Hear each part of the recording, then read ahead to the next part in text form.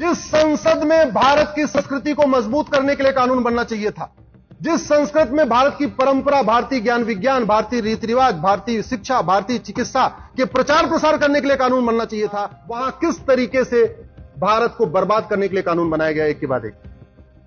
इसको जानना बहुत जरूरी है। क्योंकि यहां के सरकारों ने प्लान्ड वे में भारत की संस्कृति को नष्ट करने के लिए एक के बाद एक कानून बनाए। यह भगवान का आशीर्वाद है कि 2014 में एक सरकार आई जो धीरे धीरे धीरे धीरे चीजों को बदल रही है।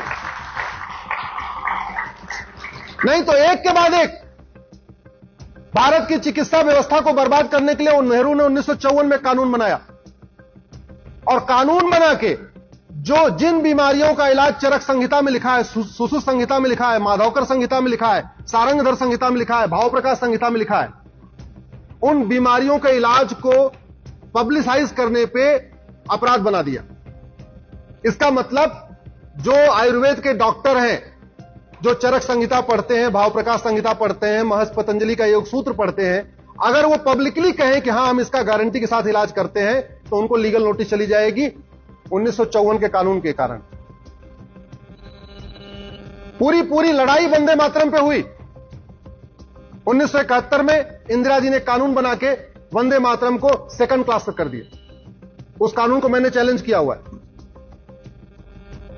1986 में हम सब, हमारे परिवार के लोगों ने एक स्पष्ट जनादेश दिया, 404 सीट दिया। अगले साल 1985 में राजीव गांधी ने कानून बना के सारे के सारे घुसपैठियों को बसाने का इंतजाम कर दिया। सिटीजनशिप एक्ट में सेक्शन 6A जोड़ दिया। पूरे भारत के लिए सिटीजनशिप की कट ऑफ डेट 1947 है। असम के लिए उन्होंने कट ऑफ डेट 71 कर दिया। उसको हम लोगों ने चैलेंज किया है। अभी 7 नवंबर से उसकी 5 जजों की बेंच सुनवाई शुरू करेगी। आप जरा सोचिए, घुसपैठियों को निकालने की बजाय घुसपैठियों को बसाने के लिए कानून बनाया गया। योग प्राणायाम नेचुरोपैथी को बढ़ाने की बजाय योग प्राणायाम नेचुरोपैथी को खत्म करने के लिए कानून बनाया गया। पूरा आजादी का आंदोलन वंदे मातरम से हुआ था। वंदे मातरम का प्रचार प्रसार करने की बजाय वंदे मातरम को किनारे लगाने के लिए 1971 में कानून बनाया गया। ये मैं उन कानूनों की बात कर रहा हूं जिसको मैंने चैलेंज किया, जिसकी मैं लड़ाई लड़ रहा हूं। मैं दूसरी बात नहीं करता। जो कुछ मैं बोलता हूं पहले कोर्ट में चैलेंज करता हूं, फिर बोलता हूं। यहां पे मुगलों ने हमारे मठ मंदिरों को तोड़ा। सरकार की ड्यूटी थी उन मठ मंदिरों को रिस्टोर करती, काशी को रिस्टोर करती, मथुरा को रिस्टोर करती, ज्ञानवापी को रिस्टोर करती, अटाला को रिस्टोर करती, धार में भोजशाला को रिस्टोर करती, भद्रकाली को रिस्टोर करती। रिस्टोर करने की बजाय 1991 में नरसिम्हा राव ने एक कानून बना दिया, प्लेस ऑफ वर्शिप एक्ट, और जो कानून कहता है अब आप मठ मंदिरों के लिए कोर्ट भी नहीं जा सकते। वो हमने सुप्रीम कोर्ट में चैलेंज किया हुआ है, मामला कोर्ट में चल रहा है।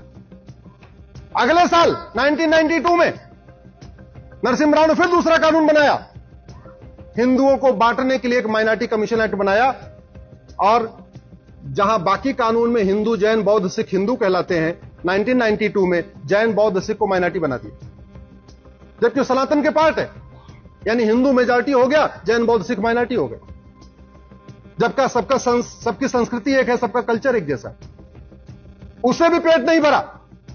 अगले साल 1995 में फिर एक कानून बनाया, वक्फ एक्ट। इतना खतरनाक कानून है जिंदल साहब, अभी वो कह दे ये गुरुग्राम यूनिवर्सिटी वक्फ की प्रॉपर्टी है, तो उस नोटिस को आप गुड़गांव की कोर्ट में चैलेंज नहीं कर सकते, आपको चंडीगढ़ जाना पड़ेगा। और चलो गुरुग्राम यूनिवर्सिटी वाले तो ठीक है, समझदार हैं, चले जाएंगे, 200 किलोमीटर दूर है, चले जाएंगे। वो झबुआ से आदिवासी भोपाल कैसे जाएगा जो 700 किलोमीटर पड़ता है? आदिवासी एरिया में इस वक्फ एक्ट के जरिए आदिवासियों का कन्वर्जन कराया जा रहा है। उनको नोटिस भेजी जाती है, ये तुम्हारी जमीन तो वक्फ की है। वो बोलता है जी क्या करूं?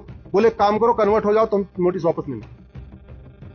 इस तरीके से कन्वर्जन कराया जा रहा है। बड़े लोगों को नोटिस भेज के वसूली करते हैं और गरीबों को नोटिस भेज के कन्वर्ट कराते हैं। हमने चैलेंज किया उस कानून को भी। 2010 में नक्सलियों को, माओवादियों को, देश विरोधियों को, जासूसों को, गद्दारों को फंडिंग कराने के लिए कानून बना दिया कि विदेशों से फंडिंग होती रहे। और सबसे बड़ा पाप तो फिर 2012 में किया। आप लोग गूगल करना, Rahul Gandhi, Muslim personal law board, right to education, आपको एक गोपनीय टाइम्स ऑफ इंडिया की रिपोर्ट मिलेगी। जब राइट टू एजुकेशन बना, ये सारे स्कूलों पे लागू होता था। पर्सनल लॉ बोर्ड 2012 में मिलता है राहुल गांधी से कि नहीं, हमको मदरसा इसके बाहर चाहिए। क्यों? क्योंकि जब कानून के दायरे में आ गया तो मदरसों की ऑडिट शुरू हो गई। मदरसे में क्या पढ़ाया जा रहा है ये देखना शुरू कर दिया, सिलेबस क्या है वहां का, पढ़ाने वाला कौन है, सब जांच शुरू हो गई। रात को बैठक होती है, विशेष सत्र संसद का बुलाया जाता है। 2012 में मदरसों को राइट टू एजुकेशन के दायरे से बाहर निकाल दिया गया। एक के बाद एक लगातार कानून। घुसपैठ हमारी राष्ट्रीय सुरक्षा के लिए खतरा है। धर्मांतरण हमारी राष्ट्रीय सुरक्षा के लिए खतरा है। जनसंख्या विस्फोट भी हमारी राष्ट्रीय सुरक्षा के लिए खतरा है। ये तीन हमारे लिए प्रमुख खतरे हैं। और जो राष्ट्रीय सुरक्षा के लिए खतरा है वो हमारी सामाजिक समरसता के लिए भी खतरा है। ये दोनों अलग अलग चीजें नहीं है। ये दोनों अलग अलग चीजें नहीं है।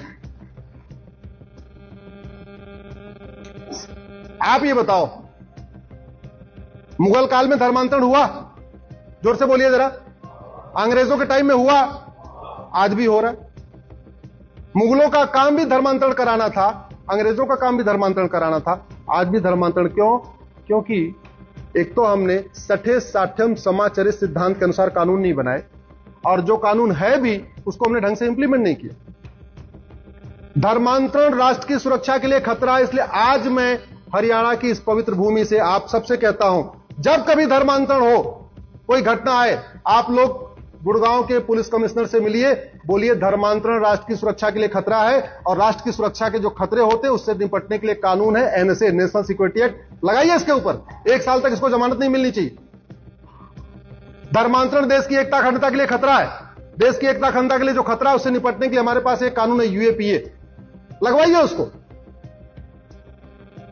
धर्मांतरण एक ऑर्गेनाइज क्राइम है।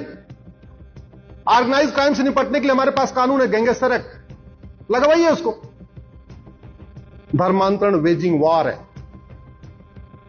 एक अप्रत्यक्ष युद्ध है, इनडायरेक्ट वॉर है।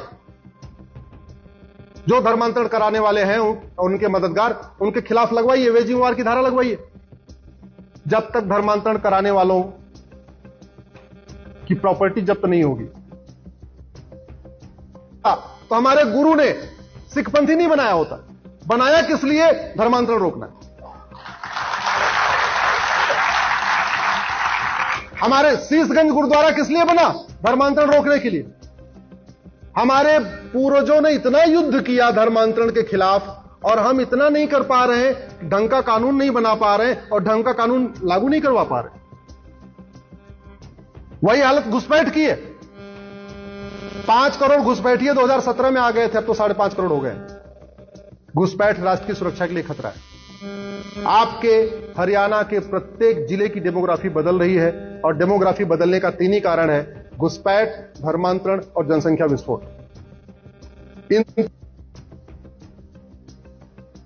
लेकिन बैठे बैठे आंख बंद करके न धर्मांतरण रुकेगा, न घुसपैठ रुकेगी, न जनसंख्या विस्फोट रुकेगी। तीनों के लिए कठोर कानून बनाना पड़ेगा। कानून का राज है, तलवार से आप रोक नहीं सकते। तलवार से तलवार निकालेंगे धर्मांतरण खिलाफ, आपके खिलाफ मुकदमा हो जाएगा। तलवार निकालेंगे घुसपैठ खिलाफ, आपके खिलाफ मुकदमा हो जाएगा। किसी का आप धमका के अगर जनसंख्या विस्फोट रुकवाएंगे, आपके खिलाफ मुकदमा हो जाएगा। ये तीनों समस्याओं का समाधान कानून बना के ही हो सकता है।